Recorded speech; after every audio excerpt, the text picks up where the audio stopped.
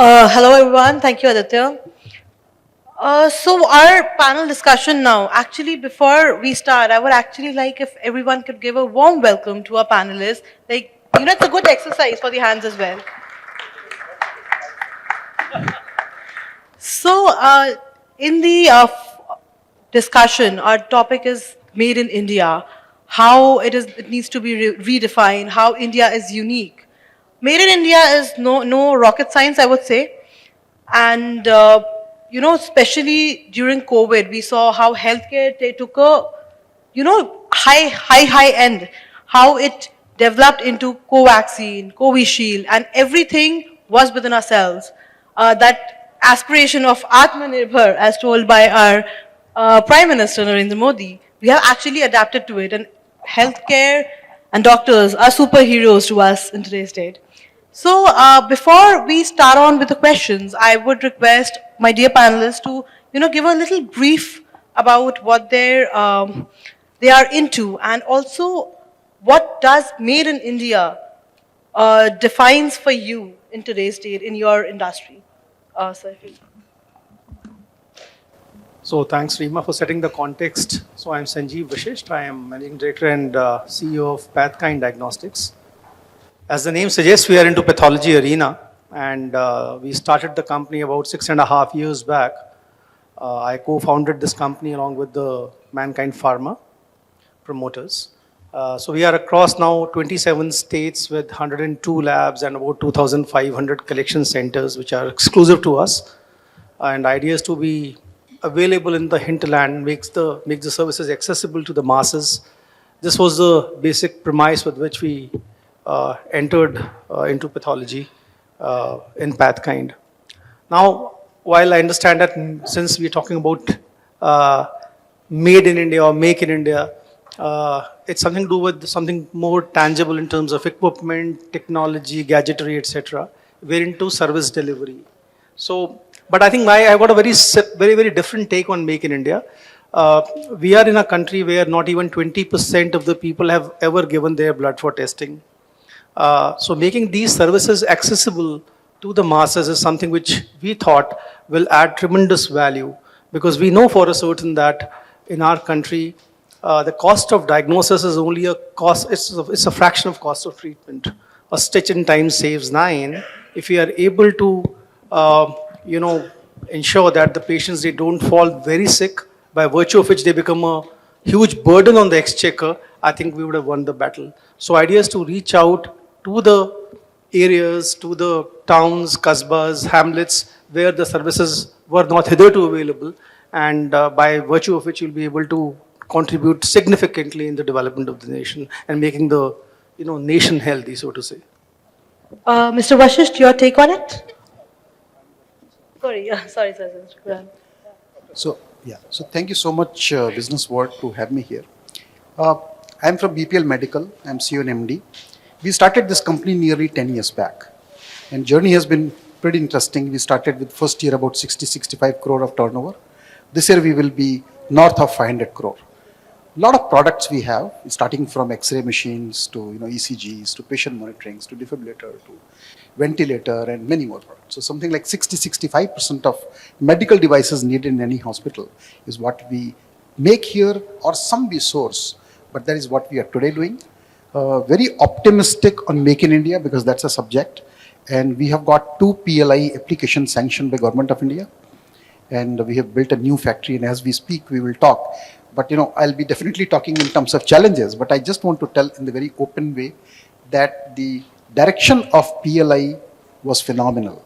And if you all remember, in 15th August 2013, soon after our Honorable Prime Minister took over the charge, that time also in first statement he said, I want more to be made in India. Come make in India. That was his slogan at that time. So it was more a slogan, but it is becoming a great reality. A lot of transformation, a lot of government engagement, different bodies are getting engaged to see to it that things really move in the right direction. It was not seen earlier, but really very encouraging things are happening now. Thank you, Mr. Khurana. Mr. Das Gupta, your narrative on Made in India? Yeah. In the industry. So I take care of Samsung health and medical equipment business for entire Southeast Asia. And as you have set the context, my take. So Samsung has started Make in India long before the Prime Minister has given a clarion call. We started developing softwares in India for the world, for ultrasound. Samsung in medical equipment arena deals with ultrasound and digital X-ray, which are one of the two equipments which are mostly used for the primary care. And we have already started making in India the detector, the flat panel detector for the X-rays, and we will soon start make in India specific ultrasound within a couple of months. We already have got a manufacturing license, and we are into the fray. Thank you. Thank you. So, Mr. Vashisht, when I come to you with Pathkind, when we talk about it, it is a brand in itself, first. Secondly, when there are so many, outlets, there's so many stores for your clinics for Pathkind, how do you leverage technology in this sector in order to, address such a mass population? Because naturally, when it's man-made, it becomes a more strainful. But when we have this technology that's coming in today, how do you leverage technology for addressing those things? So first thing first, we have to realize that as a country, we've got dearth of everything. The resources are scarce, and obviously it's a emerging economy, emerging country. Most of the people, they don't have access to healthcare, quality healthcare even today. So first thing first, the question we should be asking is why technology? Is it something which is a fad? Is something which sounds good, looks sexy, or is it something which is the need of the hour? So if you have to make something accessible where you have to touch the lives of millions of people, technology is a must. If you have to make the things affordable at the hands of the end consumer, technology can play a huge role. And when it comes to bringing accuracy, I think technology again is a must. So I'm talking about 3 A's essentially: accessibility, affordability, and accuracy. So technology certainly can augment the work. Well, nowadays I think again it's become a fad, become fashionable to talk about disruption. I somehow, I detest this word for some strange reason. Disruption is a negative word. So I feel augmentation is a better word. So I think technology can really augment the work. When it comes to our own labs, we're doing multiple work. So one of the departments, as you would be aware, and for those who don't have much of insight around what pathology is, pathology, take it as a whole set in which you've got multiple subsets. It's like in a hospital, you've got neurosciences, cardiac sciences, urology, nephrology, so on and so forth. Similarly, in pathology, you've got multiple subsegmentation. You've got hematology, biochemistry, the mundane serology, immunology, all the way up to molecular biology, cytogenetics, and so on and so forth.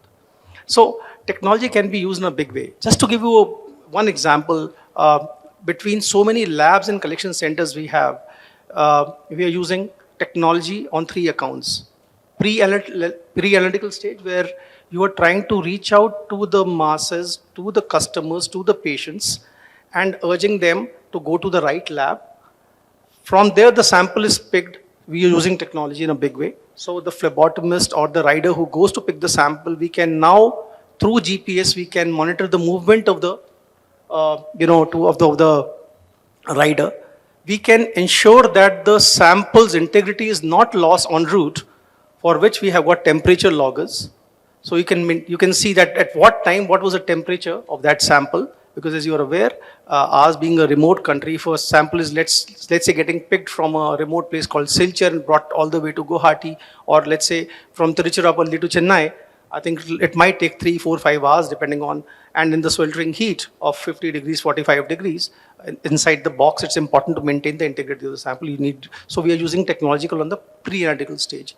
Then when we talk about analytical stage, which is when the sample reaches the lab, when it is put onto the machines, what kind of technology are we using? Conventional technology obviously has been there for some time because of the low paying proclivity of the people in our country.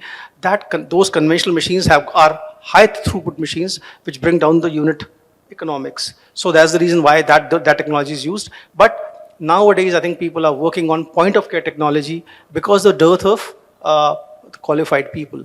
So just to tell you that in our country, we have got about 200,000 labs, but only about little under 13,000 qualified MD pathologists, biochemists, and microbiologists who ought to be signing the report.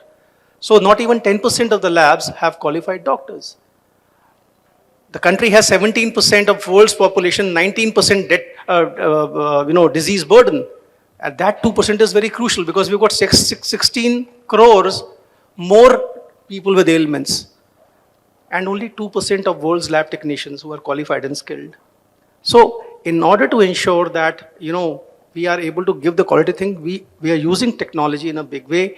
A couple of areas where it is far more accentuated. One is histopathology, for instance. So we get the slides made in the remote areas. Those slides are projected using the electric medium or digitized through the digital medium, and the reporting is done centrally.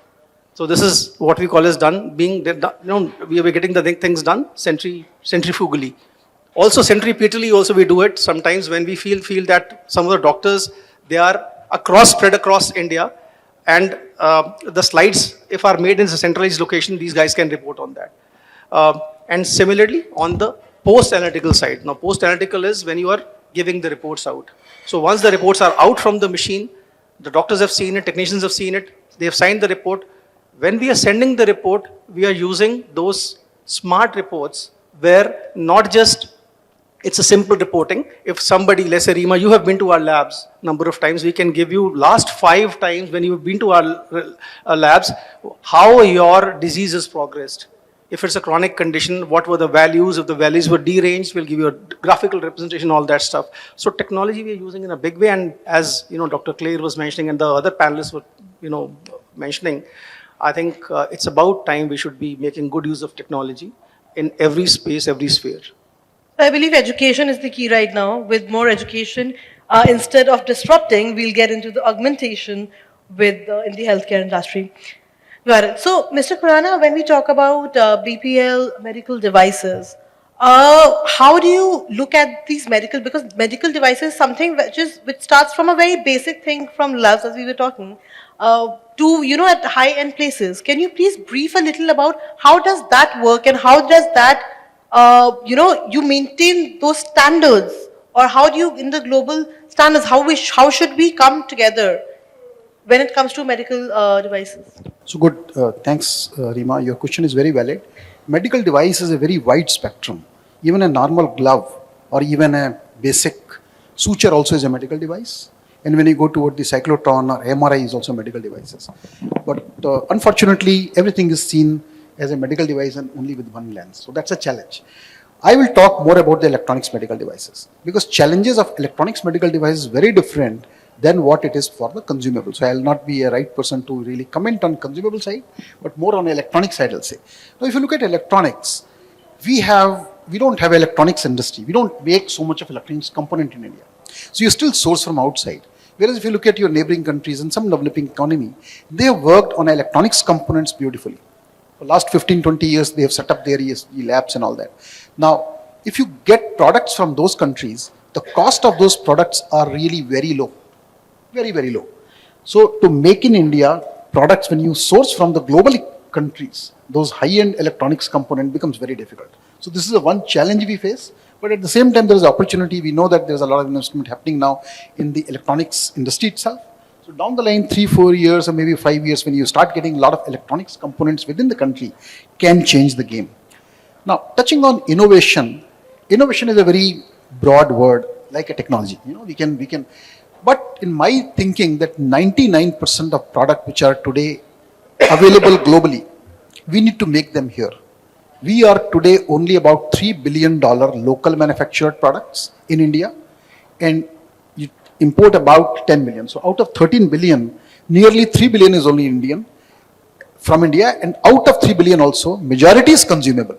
Electronics products are very, very low. And that is where, we have to really see that how we improve that. So I am very positive about the Indian demographics because the capital, the strength what we have today in our youth or population on the technology side is phenomenal. So we can leverage that beautifully. And industry and academia need to work also in very strict manner. There has to be a proper bonding because we acquired a company by name Penlon in UK. It was a 100% subsidiary of VPL for many years. And that company was an offshoot of Oxford University. So it is actually institutes like these, IITs of the world, they need to actually be attached with us, and it should be hard binding, that it's not a choice, but there has to be attachment. And you can see a lot of, change happening in the industry. This is how, I look at this industry. Coming back on some of the policies which may matter a lot. I mean, if you look at policy, we have to simplify the policies.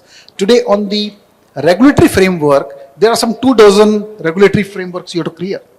Whether it's ARB, PCP NDT, factory licenses, some half a dozen factory licenses, CDSCO. Now CDSCO was retrofitted.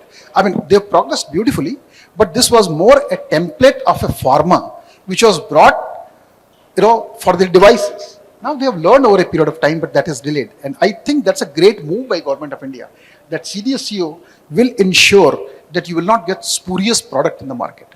The details what they are asking is much more stringent than the CE or FDS, I can tell you that.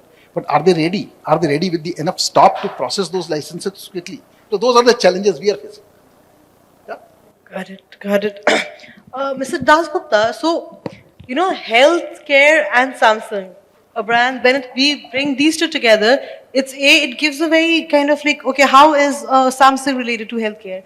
So first, that if you can throw some light on how Samsung and healthcare connect the dots, that is A. And second, how do you approach the innovation and product development in your area or in your industry in order to cater to the wide audiences? Yeah, thank you, Reema. So, you have made a very pertinent question, how healthcare and Samsung. Again, I can tell you that technology is a democratic. Democratization should happen.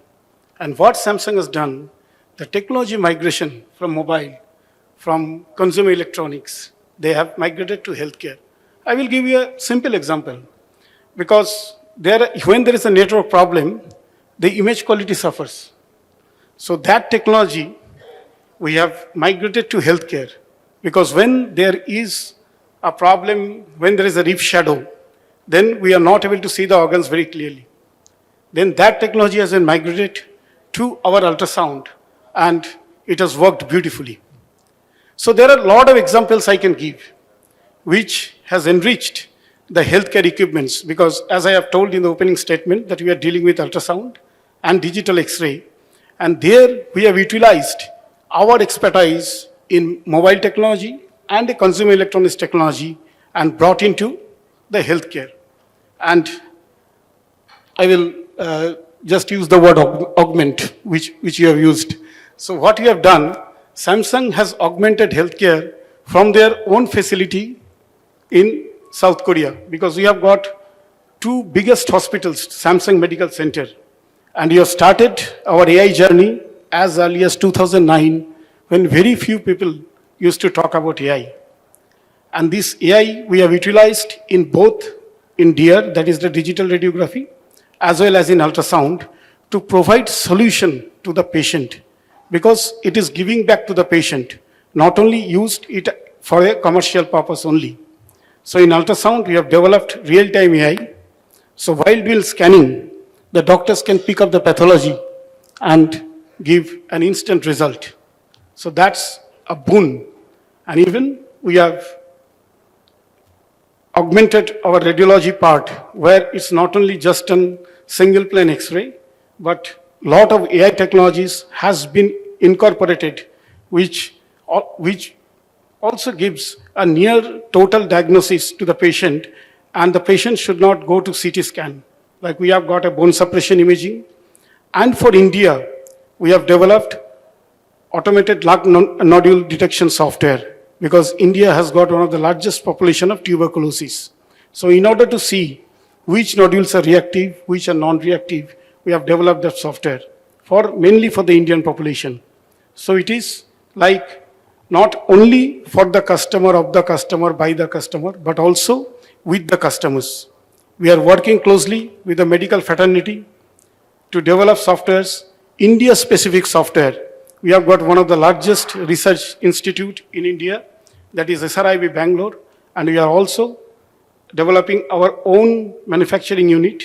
So they will work closely for the Indian population. So when I talk about India-specific ultrasound, means it is made for India and it will cater to the Indian population. Why Indian population I'm mentioning? Because India has got a diversified population, which is a very unique characteristics of India, unlike other countries. So we have to have a diversified solution for the patients. Hence, we are working on the data, and you know, data is the new oil. So India can be the capital of AI. To develop something, they have to travel different countries to get a variety of data. But here in India, sitting in one country, you have got that access. So what we are doing, we are blending our technology powers with a software, with an AI, and developing new machines. And that's not only for the world, but also for India. Thank you. Mr. Dasgupta, I have a follow-up question to it. So I was reading a report recently, I think it was the Ipsos report, where it mentioned that in India, mobile phones are used much higher than in comparison to the global markets. And when we talk about mobile phones particularly, there's a radiation.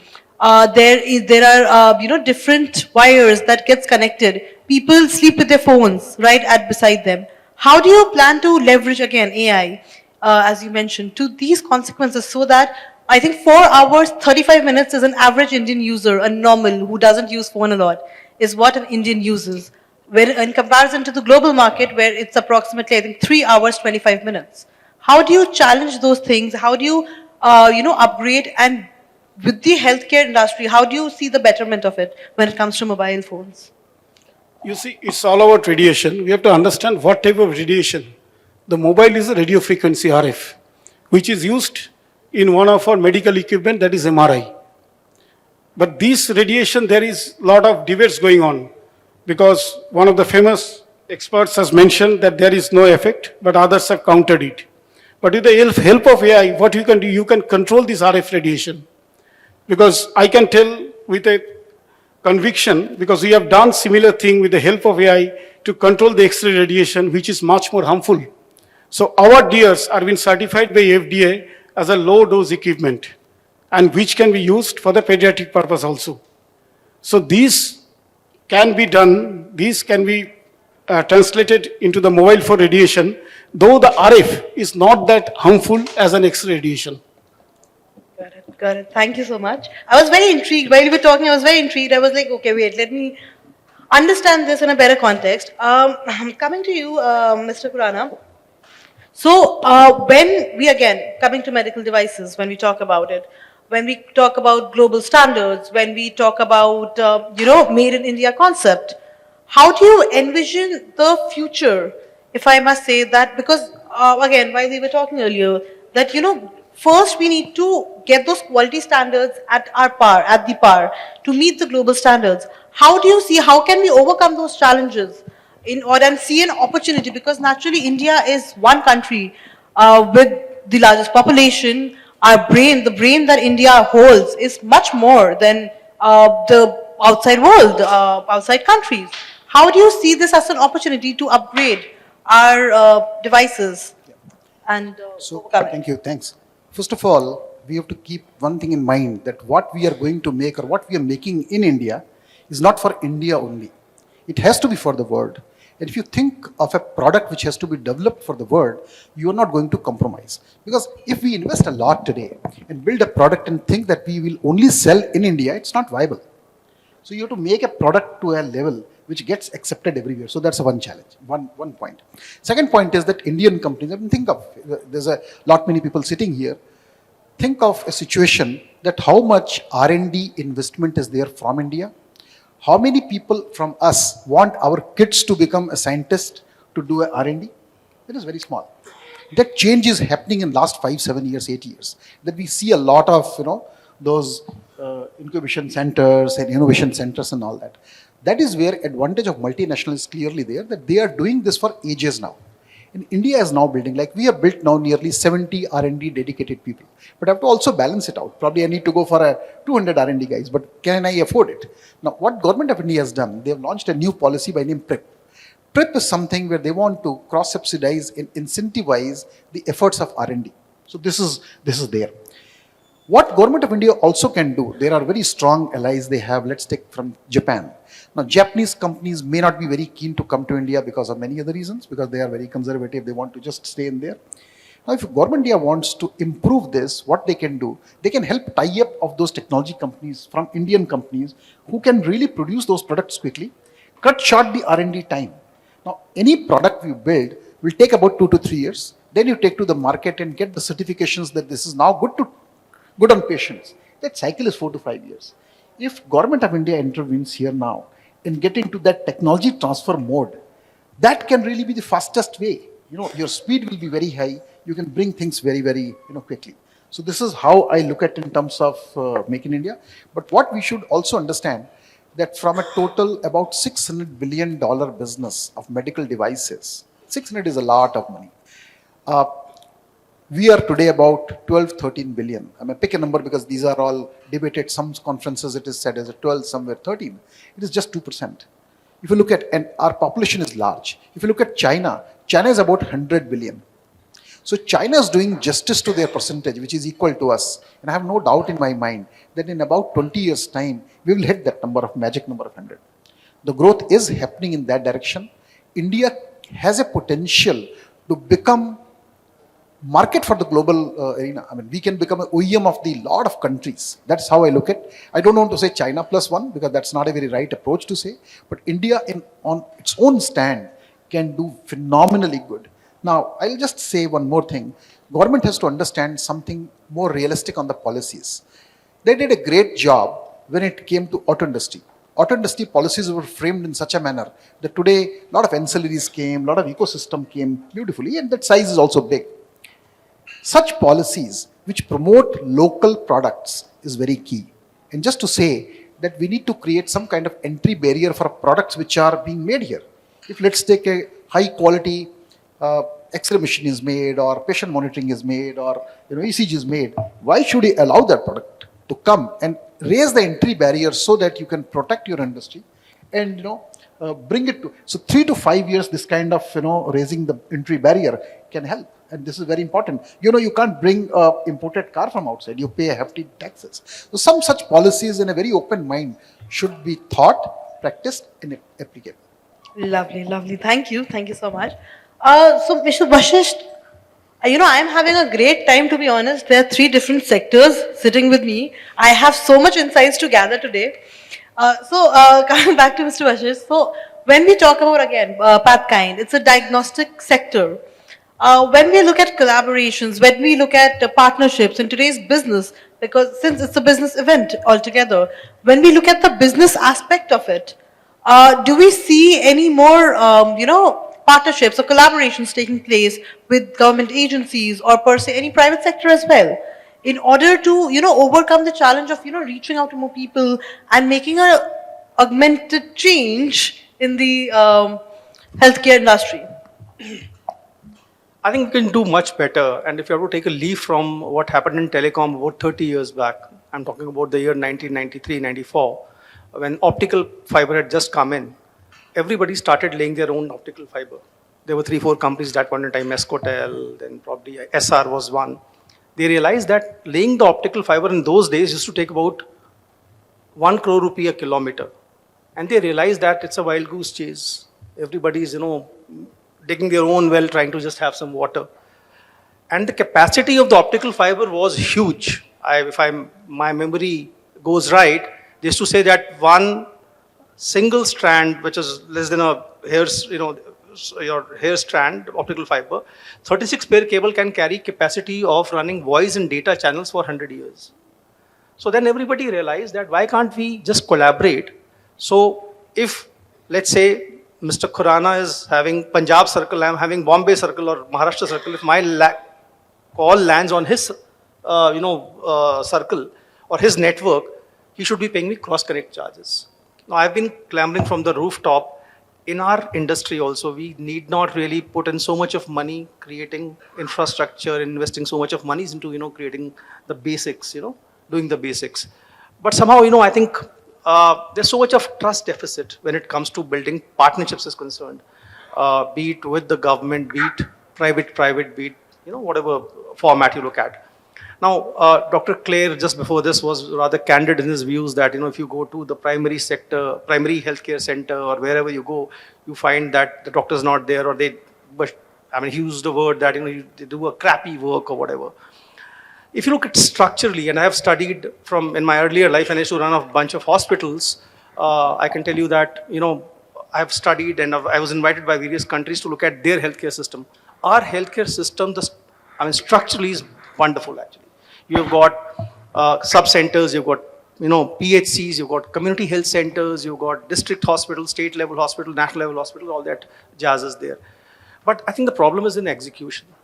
So if the people, if the hospital is there, probably, it is lacking maintenance or it doesn't have equipment. If the hospital is there, it is maintained, equipment may be failing. If all three are right, probably people may not be coming. So the thing is that today the way forward is public-private partnership. But this distrust has to go. And I think I have handled multiple PPPs. I've signed the first deal in diagnostics, which happened about 10 years back from my earlier company with Himachal government. It worked wonderfully well. So now the time has come. If you have to really make some significant change on the positive side, you want to bring about that change in healthcare delivery, I think, or diagnostics delivery for that matter, it is very important to collaborate with the government and at that level where you can actually reach out to the masses. Second is the government comes up with various or even the multilateral agencies, be it these NGOs like Bill Gates Foundation, Clinton Health Foundation. They aid various governments, various projects. So those projects are handled by companies like ours. TB, we mentioned about TB. TB is a big menace. I think India is the TB capital of the world, and the government has decided to eliminate or eradicate TB from the face of India. It's an onerous task. It's going to take a few years, though. We wanted to do that work. Had it not been for COVID, we would have done a much better work. So these projects keep coming. We have to reach out to the masses. And it's a full continuum. You have to just ensure that people, they get diagnosed in time, they get treated in time. Sickle cell anemia is another thing, which is what we call as the hemoglobinopathies. And you also find in our kids, across the nation, length and breadth of the country, they lack the micronutrients. So I think idea is to do the work at the grassroots, and that's the area where you need to collaborate. It could be, as I said, B2B or B2G, business to government kind of a equation that we can. So trust, I think, is a very crucial aspect that needs to be followed in today's day. Got it. So, okay, post-COVID, I would say during our pandemic, we saw healthcare at peak level.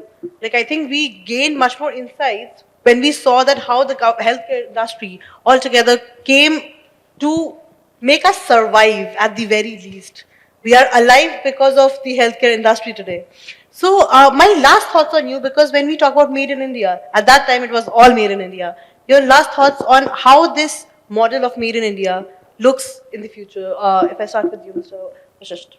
See, the whole thing is that the idea of Make in India is absolutely, I think it's just a wonderful idea. And obviously the idea is, the problem is in execution. The government is walking the extra mile. Now the time has come that we talk about quality. As Mr. Khurana just mentioned that, it's not just about making something necessarily only for India to be used only by the Indians. I think it's also about having the quality which can attract the buyers from outside of India, right? So I think we have to be focusing on quality. That is one area we need to really work very hard. Talking of COVID, I remember that, when the pandemic happened, we were most ill-equipped. Really, nobody knew the relevance of diagnosis. For the longest time, we would know that we didn't have any treatment. The vaccines came much later. All we had was diagnosis. So when I think it was in the month of January that it touched our shores, COVID, the pandemic touched our shores. By the month of March, we had the diagnosis. We had the kits to run the COVID tests. So before that, you'll be surprised to know not many people knew that a pathologist is a qualified MD doctor. Phlebotomist was more like a tongue twister. People would not even know what phlebotomist mean. So the whole thing is now people at least have that discernment that yes, there's some animal called diagnosis. Diagnosis is a very, very important thing because 70% of the clinical decisions are taken basis the diagnosis or investigations which are done. So my sense is that whichever way you look at it, whether it is devices, whether it is equipment, whether it is even dispensing the healthcare or diagnosis, Make in India as a concept is very good. We have to believe in ourselves. We have got some wonderful minds in the country, wonderful scientists. They need to be given the wings. We have to invest. Unfortunately, on the R&D side, historically we haven't done much because we are in the habit of digging the well when we need the water. So I think R&D requires huge numbers or huge time of incubation where you have to see the result, and your balance sheets have to be strong. So a lot of support from the government is also A lot required. of trust is something we see the potential. Yes, so I think the potential is there, and sure in the times to come, the government is now serious about it. I'm sure the business sector or the private sector is also going to work hand in hand with the government, and things ideally should work out. Next 10 years, 20 years are going to be very, very crucial for us. Understood. Mr. Khurana, your concluding thoughts on how Made in India looks, you envision India See, with the model? we should be prepared to give some time. You cannot have overnight these things. So I see what we are today, what we were 3-4 years back when the pandemic shook us and our readiness was very badly exposed. I think down the line 5 years, we'll be at a totally different standards. That time, probably there was no company or maybe one or two who were trying to do ventilators. Ventilator was a big issue, or oxygen concentrator. Like we gave our technology. We were the only company having the oxygen concentrator. Now at that time, Government of India approached us to say that, why don't you give this technology to large government enterprise who can multiply and make large products. They can make thousands of machines per day. So we gave our technology to BEL, Bharat Electronics Limited. So they manufacture under license of BPL. So I personally feel that the way things are now changing, you will see lots and lots of positive things in 5 year time, but we should give time. Down the line 10 years will be not less than any developed market in the medical devices side. I may be optimistic, but that's how I look at it, because your paying propensity is increasing. Our per capita income is rising, and you want to go for an early diagnosis. So all that put together looks very positive to me. Lovely, lovely. Thank you. Mr. Dasgupta, your concluding thoughts? Yeah, so we have heard about the example of auto industry and also the telecom. But my take will be the Indian government should follow what they have done in the case of defense. Today, defense export is 14,000 crore. So same thing can be done for the medical industry. And because there is a central purchasing department now, JAM is there. So same policy needs to be followed, and also the GDP allocation needs to be increased. So these two will work positively for Make in India. Thank you. Thank you. Thank you so much, our dear panelists. I got a lot of insightful, I had a great discussion rather, I would say. Different segments, different sectors. I got to know a lot about healthcare. I hope our audience also did. So thank you so much for your time. And I would request all of you to give a warm welcome to our panelists for getting the time. And again, it's good for, the health as well.